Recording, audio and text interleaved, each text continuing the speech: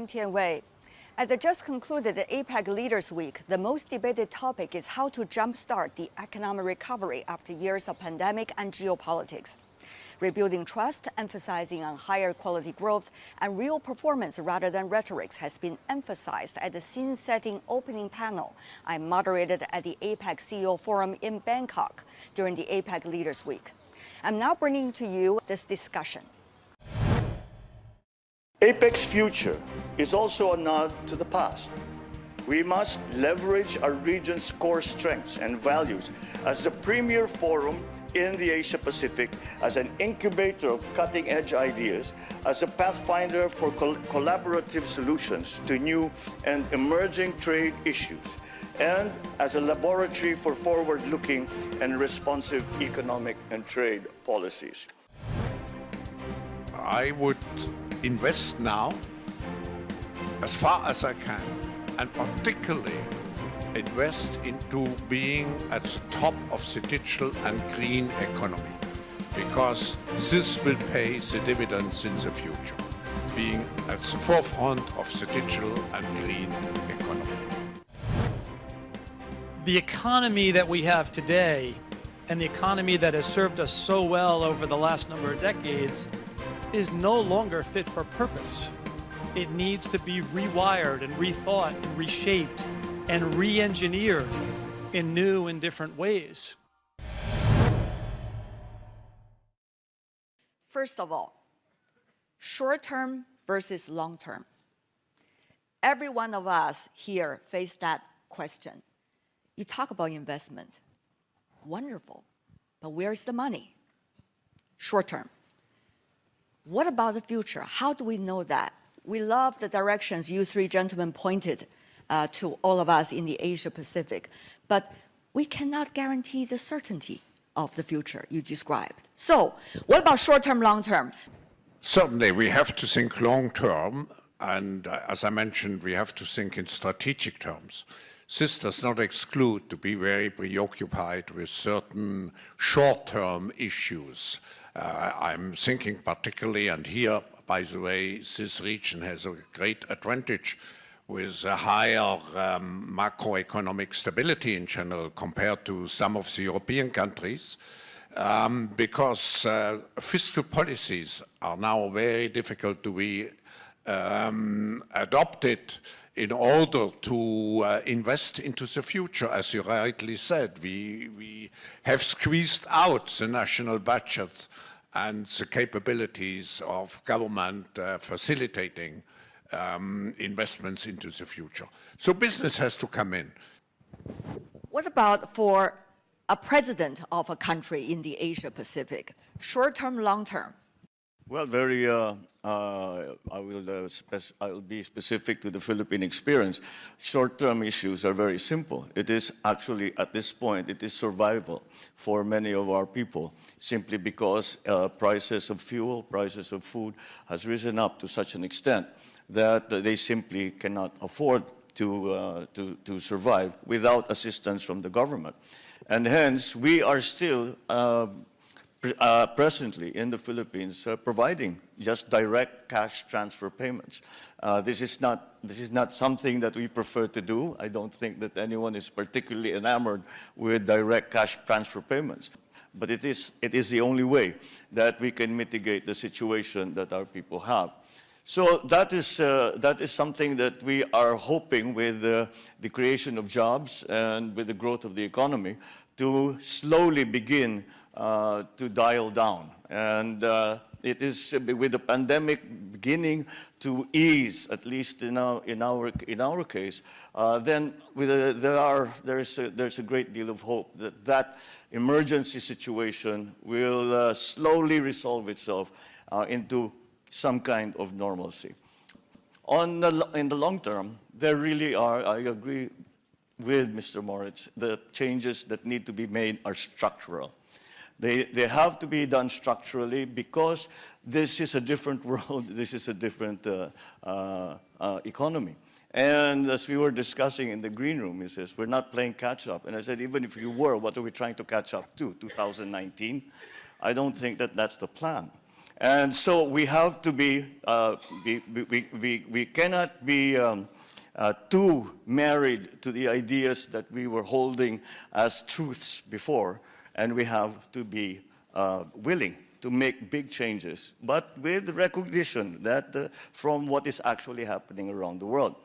But when we make these structural changes, I'd like to pick up on the point that Dr. Schwab made, is innovation. We must allow still innovation we must still continue to encourage innovation and to recognize innovations that can actually help and immediately put them into play, or put that, if it's a product, to market, or if it's a system, to implement that system. So the agility that Mr. Moritz is saying, I think, is the key to the future in the long term for not only the ASEAN, Asia-Pacific region, Indo-Pacific region, but for the whole world. Thank you, Mr. President. Short-term, long-term, Mr. Moritz. Let's be very clear for the politicians and the business leaders in the room. You actually need to survive the next 2 years to be able to thrive over the long term. And that requires you to deliver the trust and the outcomes and the immediacy to have the confidence and the trust of others to be willing to change for the long term.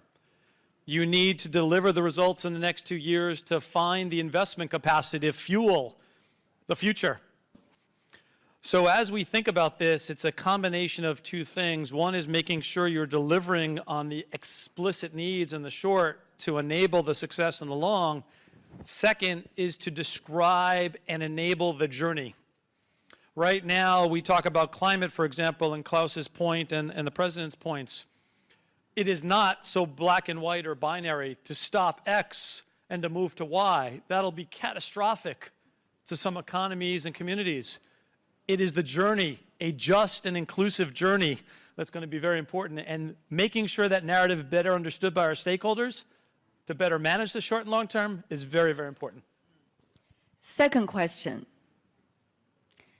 What kind of state of the world are we in, and therefore the Asia-Pacific region?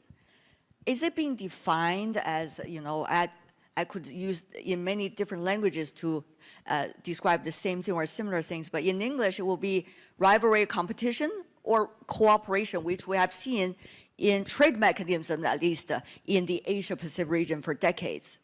The growth of the region is that we are able to compete with one another, but when we find opportunities where partnerships will give the better result, we are all perfectly willing to enter into those partnerships as well. So that, I think, is going to be key. We have done it before. It is the nature of APEC.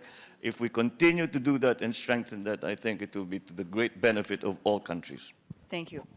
I think we should not underestimate the social pressures which make governments in principle today more egoistic, because they have to serve their people first.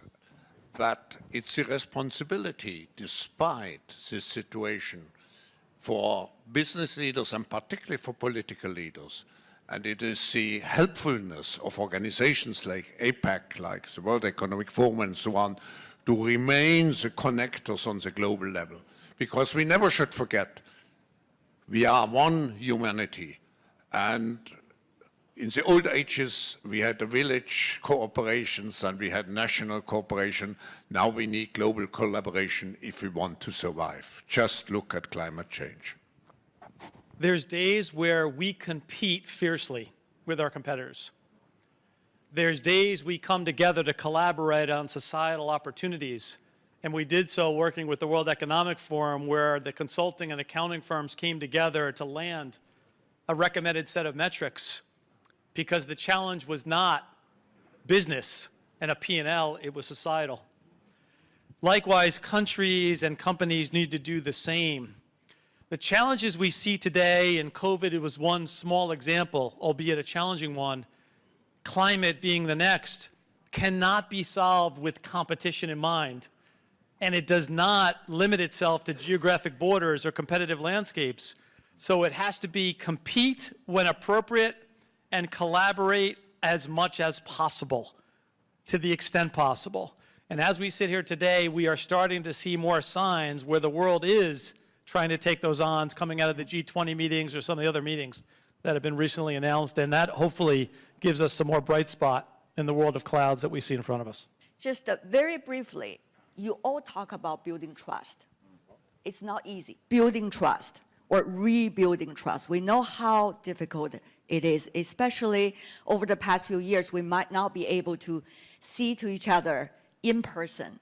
And we can see each other's shoes also, not just here through Zoom, right? So on that point, how that we can efficiently rebuild trust?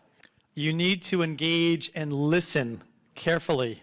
We have 2 ears and 1 mouth, twice as much listening, maybe singular talking from our own point of view. And second, the world we have lived in the last 3 years does not help. It creates more conflict or more risk of interpretation. We need to physically, as a human species, get back together again, socially and physically. I like that, human species. Yes. Mr. President, please. In the political context, the way to earn trust is to perform. And the best politics, I always say, the best politics is performance, because it's something that cannot be taken away from you, and it is something that actually makes a difference in people's lives. Walk the talk, perform. Perform, and you will get the trust back of the people, and that is what we all politicians, and I'm sure even people from the business side, that's what we strive for. You have to have brains, soul, heart, muscles, and good nerves. Let me explain. You have to be really professionals who look forward, strategists. So you have to have purpose. I think you get the trust if you show that you live up to a purpose. Finally, the heart. You have to do with passion what you are doing. And the muscles you have to translate into action and walk the talk. And finally, as we say, we are in a crisis preparing for better times. We have to have good nerves. Thank you. Gentlemen, thank you so much. I think today we have a wonderful scene-setting panel. Not only deliverables for the short term, but also philosophical thinking into the future. Once again, warm applause to these speakers. Mr. President, Mr. Professor, and Mr. Chairman, thank you.